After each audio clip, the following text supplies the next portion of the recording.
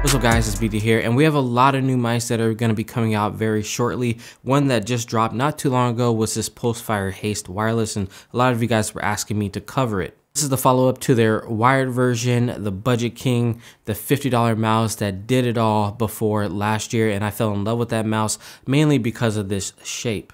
So essentially they brought everything from the Pulsefire Haste and brought it over to this in a wireless version. And they bumped up the price to $80 now, which is far below the Logitechs and the Razers of the world. And on paper, the $80 looks very enticing, but I'm calling this the Deceptive King of budget mice. One thing has changed though, and that is the weight, but not by much. The original was 58 grams and this one is only a whopping 60 grams. So they only added 2 grams going wireless. So whoever that engineer is that was able to construct this and only bump it up by 2 grams, they need a raise. Now they're giving you a USB-C receiver and a dongle and a cable now. The cable leaves a little bit to be desired. It's a little bit stiff. They didn't cheap out and go with a USB micro connector at the front for the charging port. They actually went USB-C, which I commend them on. Still has the same buttons, has a scroll wheel with the RGB on it, the DPI button up top, the 2 buttons on the side, the TTC golden micro switches for the mouse 1 and 2. Although the implementation on this version compared to the original wire version doesn't feel as good. The side buttons feel okay. They're a little bit thin and they do have a little bit of toughness to them. Matter of fact, let's just drop that sound test right about now.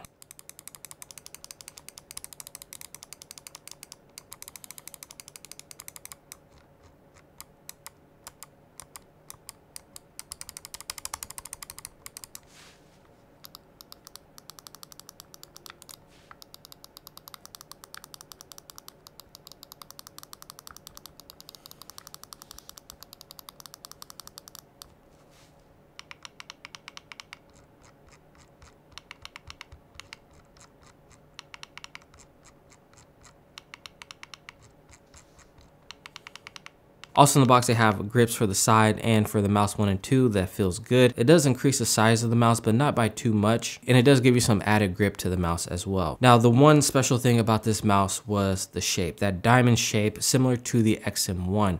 I consider this a medium-sized mouse. This one I can control very nicely, whether that's with claw grip. The hump isn't so extreme that you can't palm grip it, and you can also fingertip grip it. So if you're a small-handed user and you like bigger mice, this is a go-to, especially if you are going with a palm or claw. And then if you're a medium user, it's going to work perfectly for you. If you're a large-handed user, I probably only go fingertip grip, maybe claw if you like a smaller mouse, and palm is just going to be way too small for you. So I want to talk about the sensor, and I want to bring up that Deceptive King of Budget name that I called this mouse earlier. Now this does have the 3335 sensor that the original Pulsefire Haste had. Now at the time, that was the budget sensor. Okay, so we didn't mind paying $50 or a little bit less for that mouse. But now at $80, it's a whole new ball game when it comes to wireless mice, as other companies are pushing the boundaries of price to performance. We have stuff like the glorious Model O, the Model D wireless, and all the derivatives. We have the Fanatic Bolt Drop at $80, and both of those have the 3370 sensor in them. The glorious BAMF sensor being a derivative of the 3370 sensor. And stuff like the Fanatic Bolt has the KLGM 8.0 switches in them, which are far better. So when you compare sensor to sensor and price to performance, I definitely would take the Fanatic Bolt or the glorious Model O or Model D wirelesses over this mouse. I think if they would have came out with this mouse at $60, I think it would give people more of a reason to buy it. Unless you just really love the shape, I definitely would go with the Fanatic Bolt if you want a claw grip mouse with a hump on the back, or the Model O or the Model D. I far prefer the clicks on the Bolt and the Model O. Even though they're not perfect, I still prefer them to this mouse. And then when we look at battery life, yes, it does have more battery than the glorious Model O, but also the Bolt has 110 hours, which is more than this mouse. But that's not all. When I was using this mouse on stream, I actually got a spin out on my Artisan Heian. I got one. I only saw one satellite. Alright, I'm leaving satellite. What the hell was that? Did you guys see that? Did my mouse just freak out or what? How's B main looking? I'm looking at B main. It's fine so far. I'm gonna ult it if they try to like What the hell just happened? The 3335 sensor, I believe, is just way too outdated for 2022.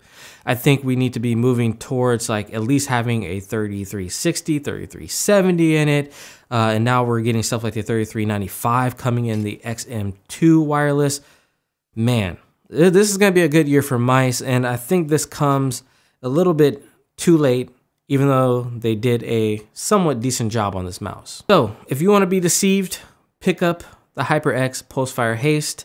If you want something that's going to be worth your dollar, go with the Fanatic Bolt Model O or that new in-game XM2 wireless, even though that one's a little bit more expensive at $120. And it's just going to be more future-proof. It's going to last you a lot longer. All right, guys, easy enough. That's going to be the review of the Pulsefire Haste wireless. I hope you have enjoyed it. It has been your boy BT saying peace.